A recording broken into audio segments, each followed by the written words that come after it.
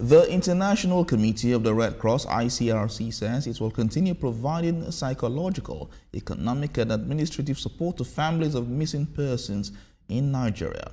Marking the International Day of the Victims of Enforced Disappearances, the committee notes that the number of those missing and found continue to fluctuate, and this is driven by years of conflict. Uloma Yumachi tells the story of families still searching for their loved ones in Nigeria's northeast. Behind every disappearance is a name, a face, and a family left behind. And across the world, the numbers keep rising. Nigeria has one of the highest numbers of missing persons in Africa. Statistics show 13,595 families are still searching for more than 23,000 family members. 59% were minors at the time of their disappearance, and 67% of this number are in Borno State. Adamawa State, northeast Nigeria, created in 1991, has endured repeated attacks since the late 2000s. Thousands have been killed and many more displaced. In Mubi, the reality is glaring. Children grow up without parents, and parents wait on ending for children who vanished years ago. Ruth Adamu is one of them. In 2014, while fleeing the Boko Haram violence in Borno, she was ambushed. Her son was forcefully taken and has been missing since then. Back in 2014, during the crisis in Mubi, we were fleeing. I was driving with my children and others, 9 of us in total. We spent the night in the bush, and at some point, I stopped to ask for directions to Yola. Unfortunately, I asked the wrong people. They told me it was safe to take the main road since the terrorists were already inside Mubi. Just then, another car passed, and I thought it was okay to follow. The car in front of me was allowed to pass, but I was stopped. One of them asked, "What do we do with these ones who have obeyed us?" The other kept quiet for a while, then asked me, "Madam, are all these your children?" I said, "No." He replied, "All of you should go except these 2 young men." I fell to my knees to beg, but he cocked his gun and shouted at me to get out of his sight.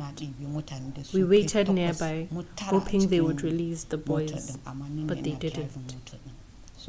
Like her, Haman Adamu has searched for a decade. He lost his 2 children while fleeing Borno, and the trail has only led to setbacks.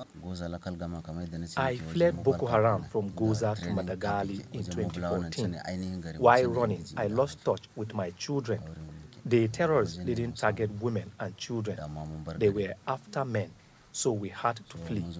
We stayed in the bush for a few days, then came out to Madagali, but they attacked Madagali too, so we had to leave. My wife eventually came out, but she passed away. The children, I have not seen them till today.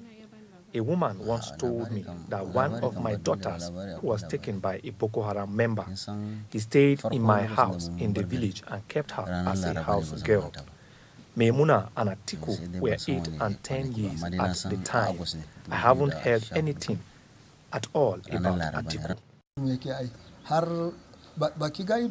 Mohammed Suleiman lost his wife and 6 children to conflict, and this is one of the houses here in Mubi Adamawa State, learning to live with absence, a father missing, a mother gone, and children who never returned.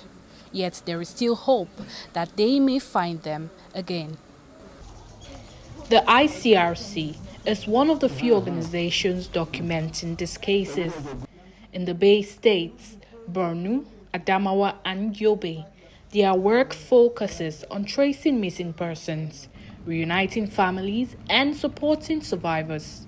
Through its accompaniment program, relatives of the missing find psychosocial support and shared strength. I was one among the family of the missing. Anytime they used to call us as a family of the missing. So one day I received a call that I'm going to have an interview to be an accompanier. This program has helped many of the beneficiaries, because I could think when we go for house of survey or verification, when asking them this question, some of them do cry. They cry bitterly. Even when I'm doing administering this dashboard for them, they do cry because of the question that we do to ask them. But along the line, when the program was going, that trauma and this have started disappearing.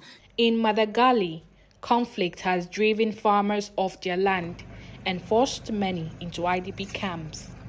With army presence and ICRC aid, support comes in the form of security, health, nutrition, and community. However, only so much can be done. Very challenging for all the communities around here. So we reopened access to Madagali in April 2024. We hadn't been here since 2018 because of security. So in April last year, we finally managed to come back, and since then we've been working with the communities and trying to support the civilians, the women, the kids, to try and get a better life, access to basic services, access to health, access to food. So here in the back you can see the water tower with the water tanks. It's part of the project that we're starting to implement now. We're supporting the primary healthcare center in Madagali. The non-state armed groups attacked this town. They killed hundreds of people, but these hundreds of people were not buried. They didn't have a dignified burial. So the bodies were lost and the families have no way of knowing what happened to them. So we're trying to also reconstruct what happened and trying to bring answers to the family that are waiting for these answers. So for us, the IDOD, the International Day of Disappearance, is one of the most important days for us because it's one of the projects that brings closure to families. As the world marks the International Day of Victims of Enforced Disappearances, the numbers keep climbing. For families in Magadali and Mubi, the wait continues, not only for the news of their loved ones, but for answers, accountability, and action. Ulomo Imachi, TVC News, Mubi, Adamawa State. Deputy